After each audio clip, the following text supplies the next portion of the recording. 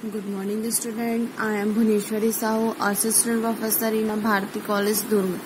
आज के हमारे इस वीडियो लेक्चर का सब्जेक्ट है diploma 5th sem estimating and costing. ठीक है, इससे पहले हमने आप लोगों को सर्विस कनेक्शन के बारे में स्टडी किया था कि किस किस टाइप के सर्विस कनेक्शन होते हैं। ठीक है, सर्विस कनेक्शन का मैंने आप लोगों को इंट्रोडक्शन एंड क्लासिफिकेशंस के बारे में बताया था। ठीक, आज हम लोग देखने को जा रहे हैं ओवरहेड लाइंस क्या होता है। इंट्रोडक्शन देखेंगे सबसे पहले हम ओवरहेड लाइंस का।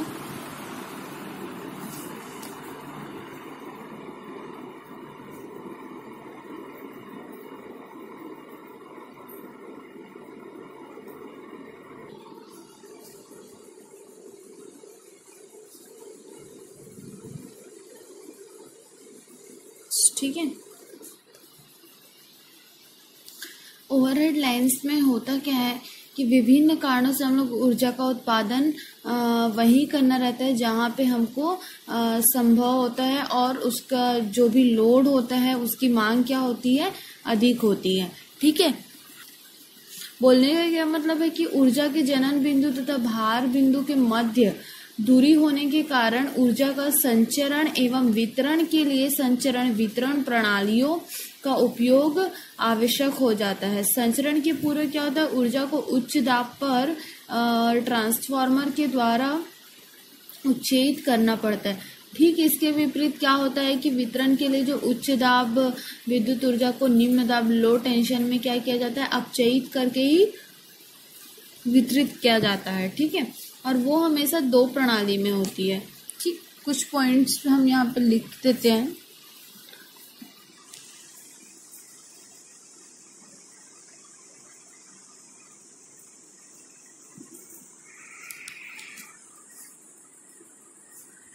इंट्रोडक्शन, विभिन्न कारणों से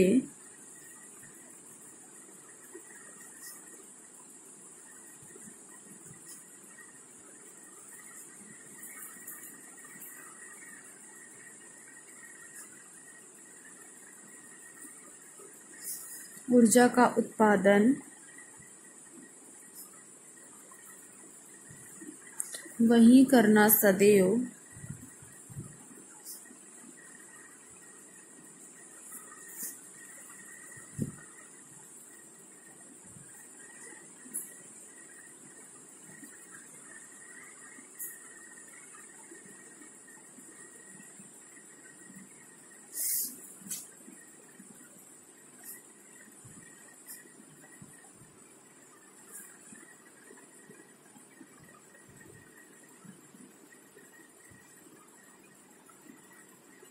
ठीक है, और जो भी ऊर्जा के जनन बिंदु या भार बिंदु के मध्य दूरी होने के कारण ऊर्जा का संचरण एवं वितरण के लिए भी संचरण प्रणालियों पे क्या हो जाता है, उपयोग आवश्यक होता है। ठीक, हमेशा दो प्रणालियों के आधार पर किया जाता है। फर्स्ट प्रणाली जो रहता है वो ओवरहेड सिस्टम होता है। फर्स्ट क्या होता है, ओवरहेड सिस्टम। दूसरा क्या होता है इसमें आपका अंडरग्राउंड सिस्टम।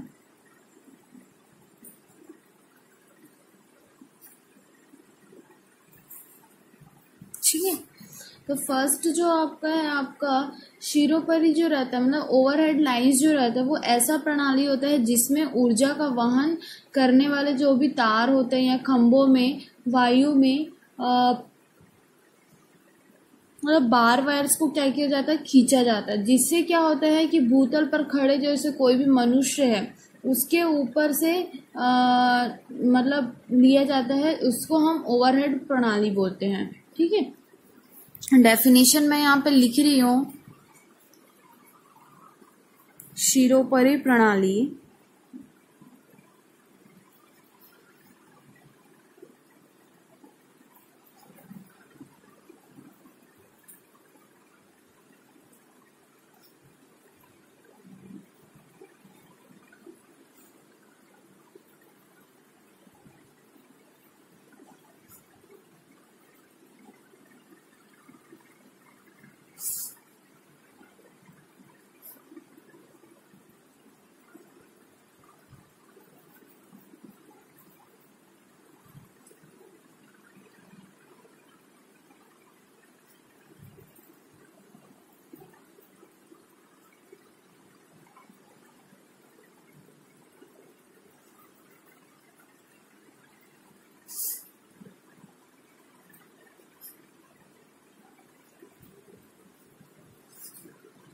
ठीक है।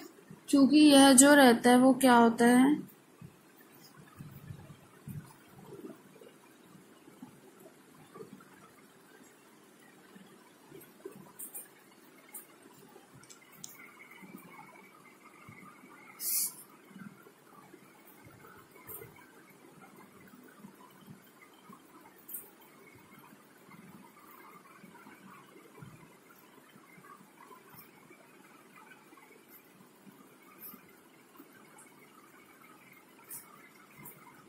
इसे हम क्या कहते हैं, ओवरहेड प्रणाली कहते हैं। ठीक है, मतलब ओवरहेड सिस्टम कहते हैं, ओवरहेड प्रणाली कहते हैं। ठीक है, ये सारी चीजें हुई। उसके बाद क्या होता है, उच्च वोल्टता पर जो भी हम ऊर्जा का संचारण करने से दो लाभ होता है। फर्स्ट क्या होता है कि लो पावर लॉसेस होता है, और दूसरा जो रहता है उसमें चालक पदार्थ सेविंग ऑफ कंडक्टर मटेरियल होता है। ठीक है, फर्स्ट क्या बोला हमने, उच्च वोल्टता का संचारण के लिए फर्स्ट जो रहता है उसमें लो पावर लॉसेस होता है, मतलब बहुत कम पावर लॉसेस। ठीक है, सेकंड क्या होता है, सेविंग ऑफ कंडक्टर मटेरियल, मतलब जो चालक पदार्थ होती है उसकी क्या होती है, बचत होती है। सेविंग ऑफ कंडक्टर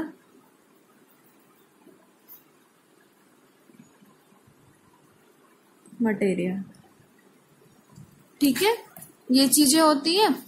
इसके बाद इसमें क्या होता है, क्या होता है इसमें कि भूमिगत प्रणालियों के द्वारा ऊर्जा का जो संचरण होता है एवं वितरण जो होता है वो हमेशा घनी आबादी वाले क्षेत्रों में किया जाता है, जिससे क्या होता है कि शिरोपरी लाइनों का संस्थापन संभव नहीं होता। इस प्रणाली में अच्छी तरह से विद्युत रोधी केबलों को भूमि के अंदर नालियों में बिछाया जाता है। ठीक है, मतलब अंडरग्राउंड सिस्टम के थ्रू क्या किया जाता है, उसे डाला जाता है। जैसे कि मान लो, बोलने का क्या मतलब है, बहुत ज़्यादा भीड़ वाला एरिया, तो हम वहाँ पे उसे ऐसे ही ऊपर से ऐसे ही नहीं कर सकते ना, है ना। गलती से किसी को अगर उससे क्या हो गया, हार्मफुल हो गया, मतलब किसी को शॉक लग गया, तो वो सेफ नहीं होता। इस वजह से हम लोग उसको क्या करते हैं कि जो भी मेरी भूमिगत जो प्रणाली होती है ना, उसमें ऊर्जा का संचरण या वितरण जो रहता है, मतलब डिस्ट्रीब्यूशन और ट्रांसमिट जो कर रहे हैं, उसको हम कौन से घनी आबादी वाले क्षेत्र में अंडरग्राउंड सिस्टम से हम लोग उसको मतलब नालियों वगैरह के थ्रू क्या किया जाता है, अंदर नलियों के द्वारा बिछाते हैं, जिसके माध्यम से क्या होता है, ऊर्जा का क्या होता है, संचरण होता है और वितरण होता है। ठीक है, और जो शिरोपरी जो लाइन होते हैं उसके सभी अंगों में क्या होता है, मेन जो रहता है उसको हम लोग चित्र के द्वारा समझाया, वो डायग्राम भी मैं आप लोगों को बताऊंगी। सबसे पहला जो रहता है उच्च दाब में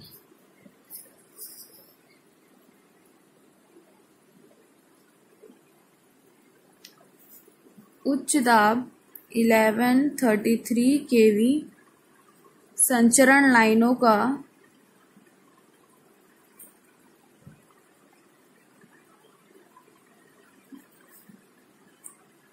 आगणन एवं मूल्यांकन किया जाता है। ठीक है, सेकेंड पॉइंट क्या होता है कि वितरण लाइनों का आगणन एवं मूल्यांकन। सेकेंड क्या होता है, वितरण लाइनों का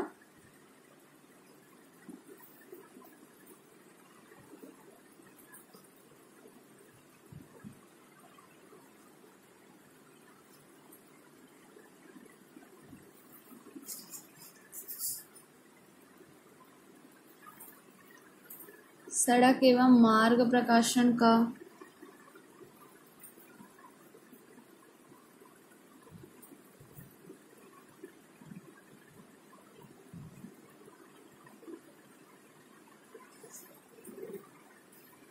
ठीक है। फोर्थ क्या होता है, भूमिगत केबलों द्वारा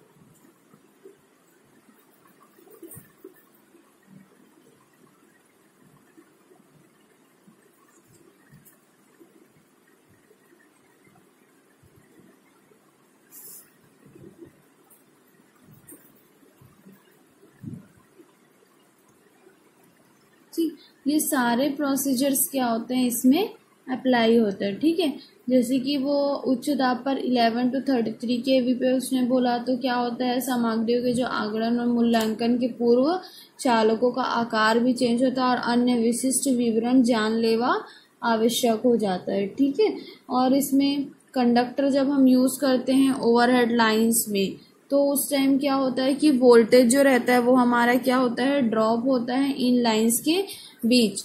मतलब निम्न वोल्टता के लिए अधिकतम ±5% होना चाहिए और उच्च वोल्टता के लिए 12.5% होना चाहिए। ठीक है, और कितनी सीमाएं उल्लेखित है वो भी आप लोगों को हम डायग्राम में जो एक बॉक्स में पूरा उसका फ्लो चार्ट बना हुआ है वहाँ पे आप देख सकते हैं। ठीक है, चालक में प्रवाहित जो भी विद्युत शक्ति की मात्रा, लाइन की लंबाई कितनी होनी चाहिए, उपभोक्ता का शक्ति गुणांक क्या होना चाहिए, ये सारी चीज़ों पे क्या करेगा, वो डिपेंड करेगा।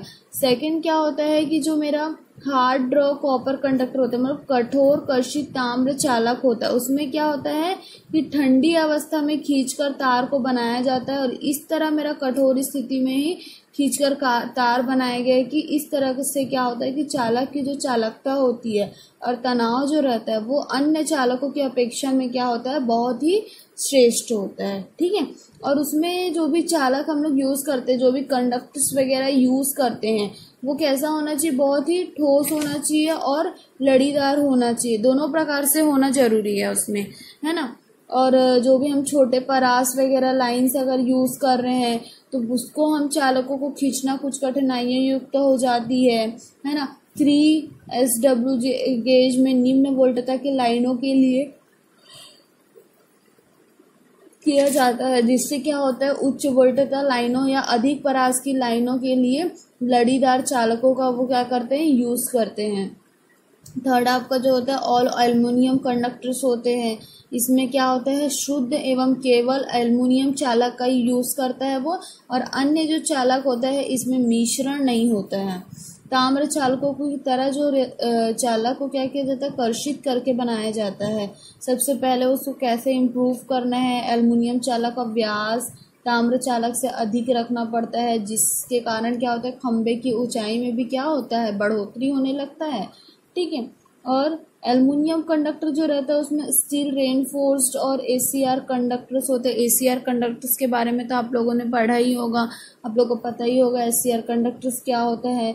जनरली हम लोग देखे हैं कि इसमें क्या होता है, जो तनाव जो रहता है वो बहुत लंबे परासर वांछित स्तर पर नहीं कर सकते हम उसको, बहुत ही कम यूज़ होता है वो, लंबे परास की लाइनों में इसका उपयोग नहीं किया जा सकता। एल्युमिनियम चालक में जब भी हम बल देकर तथा बीच में एक या एक से अधिक लोहे की तार देकर उसे रस्से की तरह बट दिया जाता है, जिससे क्या होता है कि स्टील क्रोड जो रहता है ना, उस स्टील क्रोड युक्त एवं दृढ़ एवं अच्छा यांत्रिक शक्ति युक्त चालक बन जाता है।